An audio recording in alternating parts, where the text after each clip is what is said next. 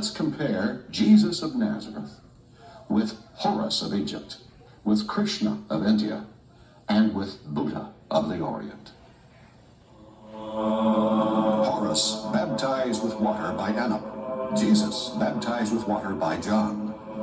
Anna, the baptizer. John, the Baptist. Horus, born in Anu, the place of bread. Jesus, born in Bethlehem, the house of bread. Horus, the good shepherd, with a crook upon his shoulders. Jesus, the good shepherd, with a lamb or the kid upon his shoulder. The seven on board the boat with Horus. The seven fishers on board the boat with Jesus. Horus as the lamb, Jesus as the lamb. Horus as the lion, Jesus as the lion. Horus as the black child, Jesus as the little black bambino. Horus identified with tact or cross, Jesus identified with the cross. Horus of 12 years, Jesus of 12 years.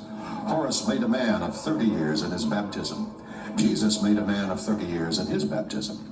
Horus the cursed, Jesus the Christ. Horus the manifesting Son of God, Jesus the manifesting Son of God. Two mothers of child Horus who were two sisters. Two mothers of child Jesus who were sisters. Set and Horus, the twin opponents. Satan and Jesus, the twin opponents. Horus the sower and Set the destroyer in the harvest field. Jesus the sower of the good seed and Satan the sower of tares.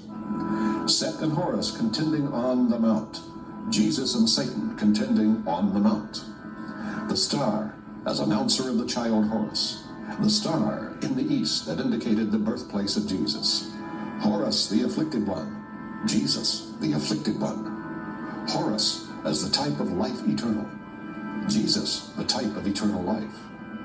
And they go on and on and on and on and on. Jesus who comes to fulfill the